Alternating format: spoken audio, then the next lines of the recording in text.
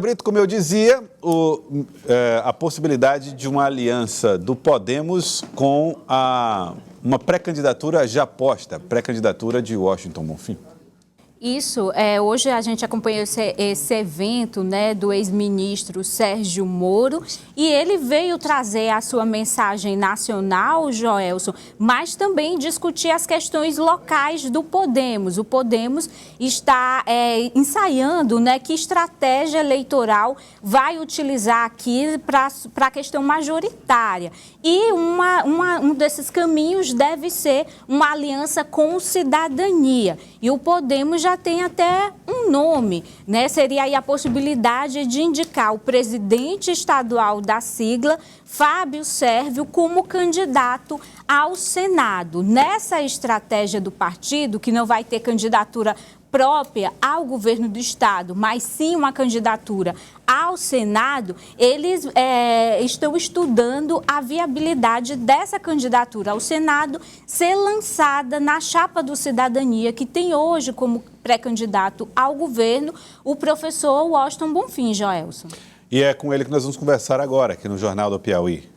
O Washington Bonfim. Vamos trazer a entrevista com o Washington Bonfim, lembrando que o Washington Bonfim é pré-candidato ao governo do estado. Lídia, só uma questão a mais em relação a esse assunto. O partido de Podemos, quando se falou a respeito da possibilidade ou da chegada de Sérgio Moro, começou a se especular também que houvesse uma possibilidade de mudança para a União Brasil. Isso já pode ser descartado pelas declarações dadas por Sérgio Moro? Isso, hoje Moro negou essa possibilidade de mudar a sua estratégia partidária. Ele, Joelson, que se filiou recentemente ao Podemos, né, depois dessa conversa com a presidente nacional do partido, Renata Abreu, estava conversando com o União Brasil e hoje ele disse que essa conversa não seria uma conversa para presidir, para se filiar à União Brasil, mas sim para ter essa possibilidade de coligação. E a União Brasil poderia indicar o vice para compor essa chapa de Sérgio Moro nacionalmente, né? Então, essa possibilidade de se filiar à União Brasil, ele negou. Mas Renata Abreu colocou lá no evento a possibilidade do União Brasil indicar o vice de Sérgio Moro. Tá aí. Bom, aqui estamos com Washington Bonfim, pré-candidato ao governo do estado. Pré-candidato, boa tarde, obrigado por aceitar aqui o nosso convite. Sou eu quem agradece e desejo boa tarde aqui para a Lídia, para você e para todas as telespectadoras e telespectadores da Cidade Verde. Bom, como é que o senhor vê essa possibilidade que, na verdade, foi anunciada e muita gente recebeu essa informação pela primeira vez, mas para o senhor, esse diálogo com o Podemos, ele já vinha acontecendo há quanto tempo? Olha, a gente vem conversando com o senador João Vicente desde basicamente novembro do ano passado, quando nós nos colocamos como pré-candidatos, no final de novembro. Temos amiudado essa conversa com o ex-presidente estadual, o Egídio, mais recentemente com o Fábio Sérvio, que é o atual presidente do partido. Então, na realidade, para nós, tem sido uma construção, né, em torno de várias questões, especialmente a questão do desenvolvimento do Estado, do emprego e da renda e algumas questões ligadas, por exemplo, ao ensino integral para a juventude, profissionalização, questão de segurança pública. Então, a gente está discutindo uma agenda programática para o governo. Dentro dessa agenda programática, né, está cabendo ao Podemos, dentro dessa discussão, por iniciativa do Podemos, a vaga de senador. Professor, o senhor tem conversado aí com diversos setores, né, para a construção do seu plano de governo. Quais vão ser aí os principais pontos, né, desse projeto que o senhor está buscando construir para o Piauí? Olha, 3 coisas eu acabei de colocar. Eu acho que a primeira e mais importante é a questão do desenvolvimento do Estado, a questão do emprego, da produção. A gente tem viajado de norte a sul do estado do Piauí. E a gente, assim, vou dar só um dado, existe uma saudade da Emater, né? Até o Elivaldo, né, sabe mais disso do que eu. Por quê? Porque a questão da assistência rural, né, ao pequeno produtor, ela basicamente inexiste hoje no estado do Piauí, em todas as regiões.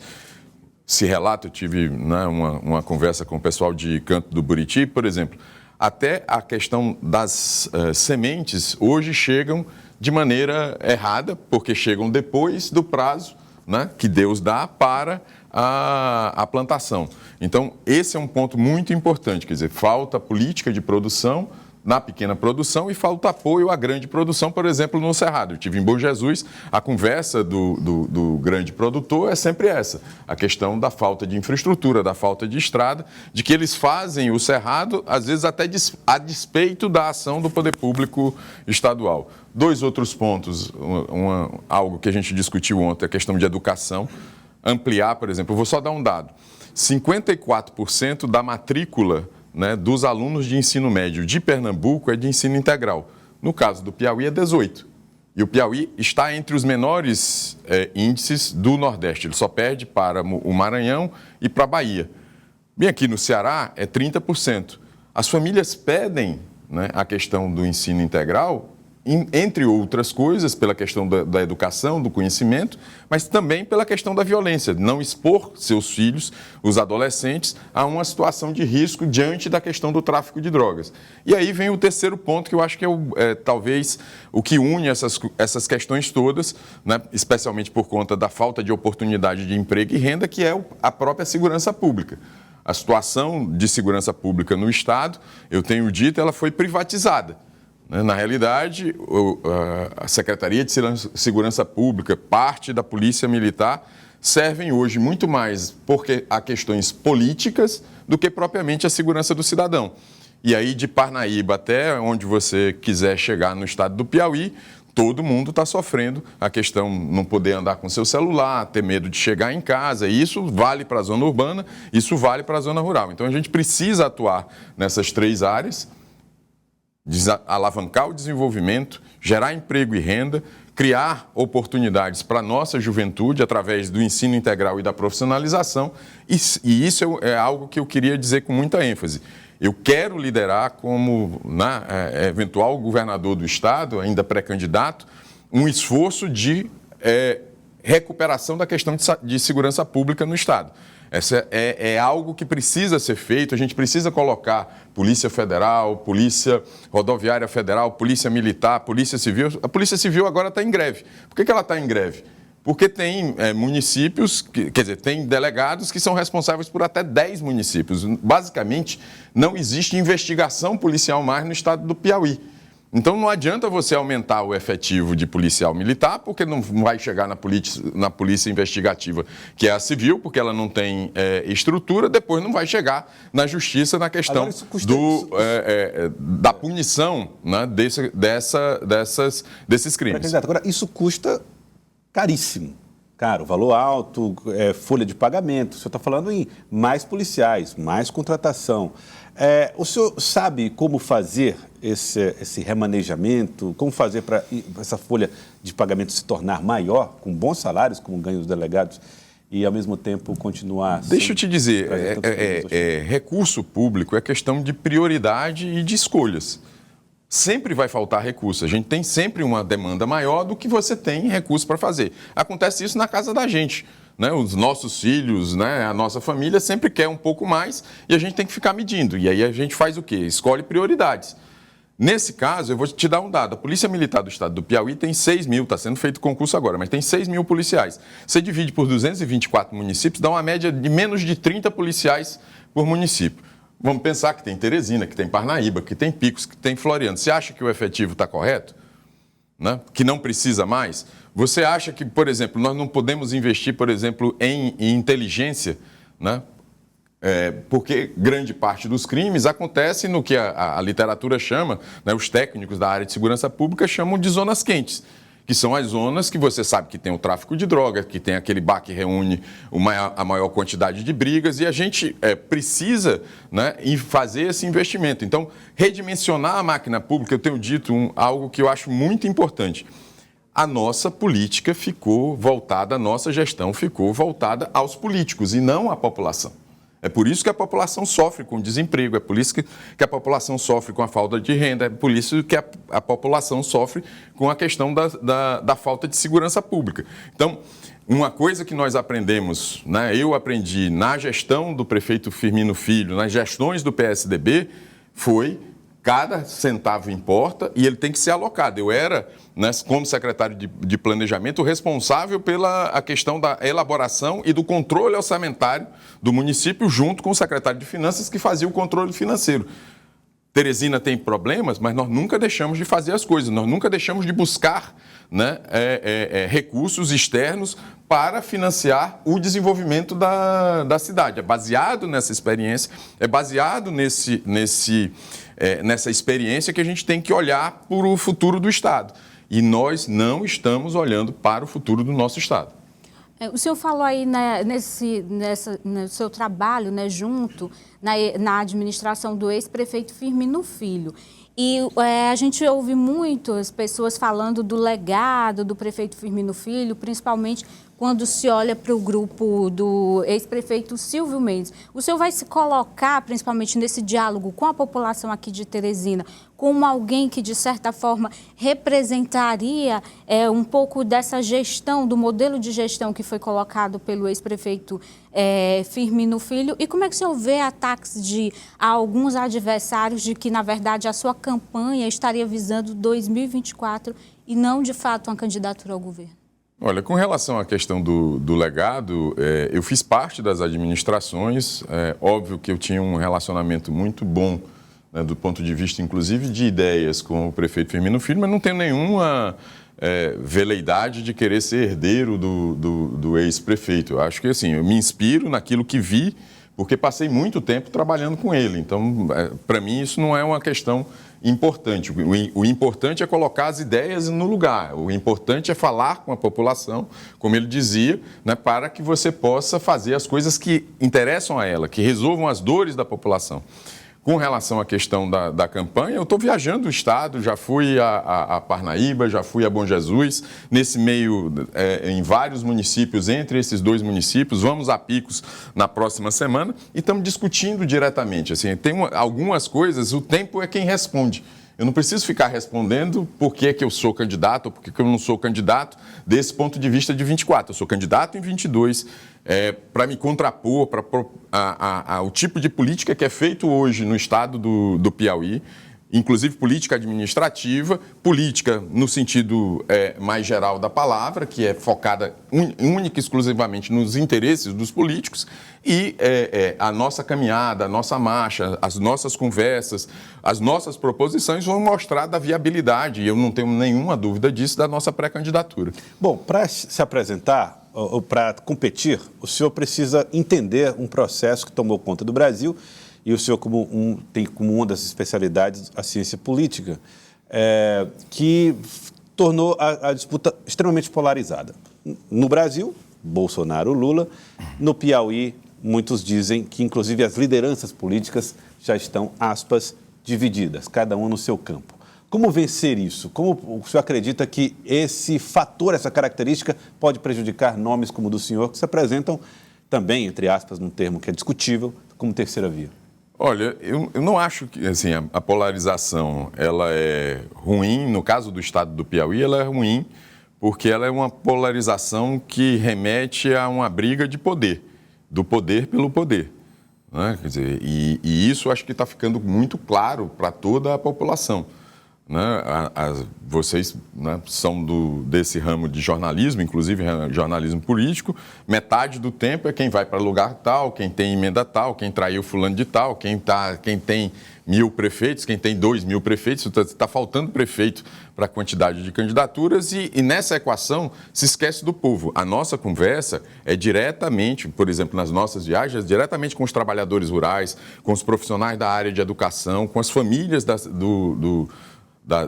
dos nossos municípios do estado do Piauí. Eu creio que essa política de pé no chão, discutindo propostas, né, sendo claro com os objetivos, sendo claro com aquilo que a gente quer para a população, essa é a melhor política. Eu não tenho a menor dúvida, né, de que entre essa pré-candidatura e a própria campanha, que só vai se dar a partir de agosto, a gente tem tempo suficiente para construir na cabeça, né, do eleitor essa alternativa. E essa é uma preocupação que hoje eu não tenho, porque eu tenho convicção, né, até porque, de alguma forma, a gente está embasado em pesquisa, né, de que essa polarização ela é um tanto indesejável para o eleitor, porque ele já percebe que nessa polarização ele não tem lugar. E a nacionalização? Essa história de esse é o time de Lula, esse é o time de Bolsonaro.